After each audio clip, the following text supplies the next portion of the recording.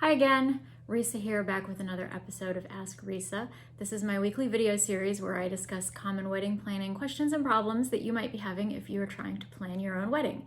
You can find other videos in this series either on my YouTube channel or on my IGTV. So I'm wrapping up this little mini series that I've been doing about bar options. 2 weeks ago, I talked about the different options you have for your wedding bar. And last week I was talking about signature cocktails and how to choose the ones you want to serve at your wedding. And this week I am going to wrap up by talking about wine and how to choose the wines that you serve at your wedding. If you listened to last week's episode about signature cocktails, you will see some overlap in the process for choosing signature cocktails and choosing wine. So step one in both scenarios is, what do you like? Think about your favorite thing to drink when it comes to wine. Do you love whites? Do you love reds? Which varietals do you like? Do you have a favorite winery? Something like that.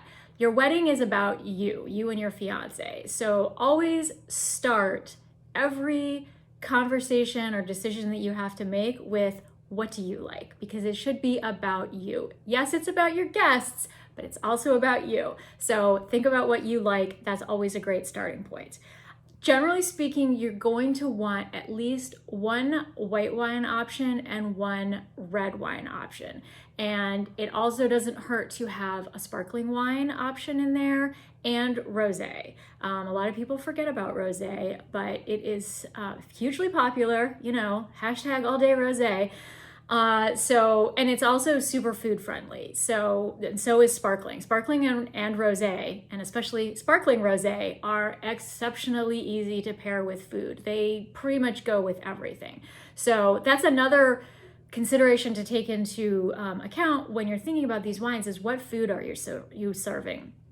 The general rule of thumb, like the oldest wine pairing rule in the book, is white foods with white wine, dark foods with red wine. So like chicken and fish and seafood generally pair better with white wine. Heavier foods like steak or any sort of beef product go with red wine. Pork can kind of go either way. And then you have this, it's not a hard and fast rule, because then you have seafood like salmon, which is a seafood, so you might think white, but it actually pairs best with Pinot Noir, which is a red wine. And chicken goes really well with Beaujolais, which is another red wine, but it's a lighter bodied, fruitier red wine, not something heavy like a Cabernet Sauvignon. Sorry, I tend to speak in abbreviations. And when I say Beaujolais, don't be confused. I'm not talking about Beaujolais Nouveau, which is the wine that comes out the Thursday before Thanksgiving every year. Usually there's a big deal made about it. It's the first wine made from every vintage. So like it's 2019 right now, and they just finished harvest for 2019 earlier, usually like October. Those wines are going to come out right away in November. There's no aging, the fermentation's really fast, and it comes out right away. And so it's Beaujolais because it's from the Beaujolais region of France, Nouveau because it's new, it's brand new. It's the first wine from every vintage that comes out. Most wines, they're gonna age them for several months, at least until the following year before they actually bottle them and release them. Beaujolais Nouveau is totally different from Beaujolais, just regular Beaujolais. There are different wines that come from Beaujolais that are not Nouveau. That was a huge tangent that I did not intend to go down, but anyway, there's your little nugget of Beaujolais Nouveau for the day. So anyway, you want to have a mix of whites and reds. If you really want to take it to the next level, you'll do like 2 whites, 2 reds, 1 rosé, 1 sparkling. That would be a really good mix of wine options. And when it comes to which varietals to serve, you can kind of take one of 2 paths. You can go with stuff that's super common and really well known and very popular, or you can go with things that are more esoteric and less obvious, maybe a little bit more interesting, a little bit more unusual. On the common side of things, for whites, Chardonnay and Sauvignon Blanc are always going to be your go-to whites. Pretty much everybody's going to know what those are. Chardonnay is a little bit of a fuller wine. You get a rounder feeling to it in your mouth. California Chardonnay is often described as being buttery. It's got like a creamy mouthfeel to it, and it goes really well with things like pasta, especially cream sauces like a fettuccine Alfredo. It goes really well with chicken. It goes really well with most cheeses. And then you've got on the opposite end of the spectrum is Sauvignon Blanc, which is much crisper and a little bit more acidic and a little bit more astringent, and sometimes can be very citrusy and can make your mouth pucker just a little bit. Sauvignon Blanc from New Zealand is often very citrusy. They can also tend on more toward the grassy side, and I know that sounds weird because grass, why would you want to drink grass? But that's actually a decent, like, herbaceous grassiness in Sauvignon Blanc. It's typical. It's not a bad thing. Sauvignon Blanc is a great pairing for anything seafood, like shrimp or scallops or ceviche or anything like that. It's also very refreshing in the summer. Chardonnay is too, but I find Sauvignon Blanc a little bit more refreshing. If you wanted to go for unusual whites, you could do something like a Chenin Blanc, which is a French wine, but is also very popular in South Africa. A lot of Chenin Blanc comes from South African vineyards. Or you could go with an Assyrtiko from Greece. So most of them come from Sicily, and because it's an island, they have a lot of seafood. So Assyrtiko is another like astringent, high acidity wine that goes really well with seafood. So if you're doing a seafood, either appetizers or main course or something, Assyrtiko would be a really good choice if you want to go off the beaten path. Or you could do something like Pinot Grigio, which is an Italian white. The Chenin Blanc and the Pinot Grigio are going to be more toward the round side, like closer to Chardonnay than they are to Sauvignon Blanc. Assyrtiko is definitely closer to Sauvignon Blanc. And then for the reds, I mean, your go-to reds are going to be Cabernet Sauvignon, Merlot, and Pinot Noir. Cabernet Sauvignon and Merlot are a little bit more toward the heavy side. You get a lot of tannins, which when you take a sip of wine, the feeling on the side of your tongue that kind of feels dry and feels like a little cottony, those are tannins. And when you're serving wine with food, tannins are actually good. Like, they help balance out the food, especially if it's something rich. So if you're doing some sort of beef dish that has like a sauce with it, I can't think of anything off the top of my head, but a high tannin Cabernet Sauvignon would cut through the richness of the fattiness of the beef. So that's a good pairing for that. Pinot Noir is a lighter red. Usually, depending on where it comes from, it can either be very fruit forward with a lot of cherry on it. A lot of California Pinots have a lot of cherry on them. Or if it's from France or Oregon, it can be a little earthier. You get a little bit more mushroom and tobacco and sometimes, even a little bit of smoke. And they're just, they're a little deeper in flavor, if that makes sense, but still not as heavy as a Cabernet Sauvignon or a Merlot. And if you wanted to go with something that was more unusual for a red, again, Beaujolais, like my little tangent earlier, Beaujolais is going to be a lighter bodied, fruitier style wine. Or you could do a GSM, which is a blend. It's Grenache, Syrah, Mourvedre. That's what GSM stands for.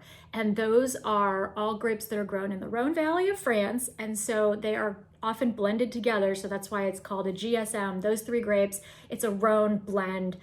A lot of American wineries also do GSM blends, especially in California. And, if you're not familiar with this, then you're probably not going to serve it at your wedding. But if you really want to learn more about it, go to the store, buy a GSM, and see what you think of it. It's one of my favorite types of wine. Or you could do like a Chianti or a Tempranillo. Chianti is an Italian grape. Tempranillo is a Spanish grape. They're not exclusively grown in those countries, but they are slightly less common, less well-known grapes. Keep in mind that if you do serve something that's less well-known, you might need to be prepared to let the bar staff or the wait staff know some characteristics of those wines so that if the guests ask them, they can give them some input, because the guests may not necessarily know whether they like Tempranillo. Everybody probably knows whether they like Cabernet Sauvignon, but everybody doesn't necessarily know whether they like a GSM. So that's something to think about. One reason to choose the more common varietals is that you can get pretty decent wines at inexpensive prices. It's easier to find like a $10 bottle of Merlot than it is to find a $10 bottle of a GSM, you know, for a good one. So that's something to keep in mind too. When it comes to sparkling wine, you have several options. Obviously there's champagne, which is French, which is gonna be more expensive. If you saw how they made it, you would know why it's so expensive, totally worth it, but you probably don't wanna go that route for your wedding unless you have a really small guest list and a really high budget. California sparkling wine is made, generally speaking, with the same grapes and in the same process as French champagne, but it is much more reasonably priced. You can get really good bottles of California sparkling wine for like $15 a bottle, which is much cheaper than you could buy champagne. Champagne is gonna start at like $40 a bottle and go up from there. Then you've got Prosecco and Cava. Prosecco is basically Italian sparkling wine. Cava is Spanish sparkling wine. They are generally made with indigenous grapes, so they're not made with the same grapes as champagne or most California sparkling wine. They are often made with a different process. I'm not gonna go down that rabbit hole because champagne method versus other methods of making sparkling wine, I could do a whole series about that, but that's not what this series is about. This series is about weddings, not about wine. So anyway, Cava and Prosecco are, generally speaking, you can find some good ones for like between $8 and $15 a bottle. Consider having your sparkling wine available the whole night, not just for like a champagne toast. That way people can drink it throughout the night if they want to. Also, like I said earlier, sparkling wine, superb food pairing. It goes with everything. Like you can serve sparkling wine with chicken, seafood, meat, beef, pork, whatever. It's gonna be great because the bubbles and the acidity of the sparkling wine really pair well with just any sort of food. And then rosé, you can do like a sweeter rosé or you can do a dry rosé. California makes a ton of good rosés. The Provence region of France is very well known for making rosé, but pretty much everybody's making rosé these days. I mean, South Africa, countries in South America, France, Italy, Spain, you know, all the major wine producing countries, they make rosé. So, and rosé, like I said, very popular, very food friendly. I definitely recommend having a rosé option. Like your bare minimum, one white, one red, and add a rosé and maybe consider a sparkling. That's my recommendation. Also, like I said with cocktails, think about the time of year that your wedding is being held. So if you're getting married in a hot summer month, you probably want to have more white wines and rosé on hand because those are served colder than reds are served. And so they're a little bit more refreshing. They're lower in alcohol content generally. So you can like drink more rosé and be less drunk than if you drank the same amount of Cabernet Sauvignon or Zinfandel, for example. During the colder months like autumn or spring, maybe you might want more red options because red wine tends to warm you up a little bit, kind of like whiskey. The higher alcohol content keeps you warm. And you can, again, much like with cocktails, get advice from your bartender or your caterer or your wedding planner. I love giving my clients advice on wine and cocktails because I collect wine and I collect liquor and my husband and I like to do craft cocktails and we like to go wine tasting. So I know a lot about this. In addition to being a wedding planner, this is a hobby of mine. So I'm always happy to provide advice. And as far as buying the wine, basically you can get it from the winery directly if you have that option like we do here in California. Or like Costco and Sam's Club are great places to get wine because they buy in bulk so they can give you good pricing. However, their selection is going to be very limited. If you have a big box wine store in your area like Total Wine or Bevmo, those are great places to go. And I just found out recently that Total Wine has a program where you can come in, you can arrange an appointment, a tasting appointment, and you can come in and they will sit down with you and let you taste a variety of wines and help you choose the wines for your wedding. So that's super awesome. And of course, if you're in a control state, like I'm from Pennsylvania, Pennsylvania's a control state, you can only buy wine at the state-run wine and spirit shop. Then you're out of luck. Sorry, you have no option of what to do unless you're gonna buy your wine out of state and bring it across the border, which is technically illegal, but you didn't hear it from me.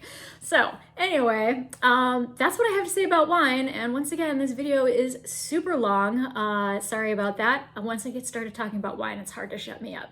So if you have any questions, let me know in the comments. And I think that's going to be it for my bar series. And next week I'll be back to talk about something else related to wedding planning. All right, have a great week.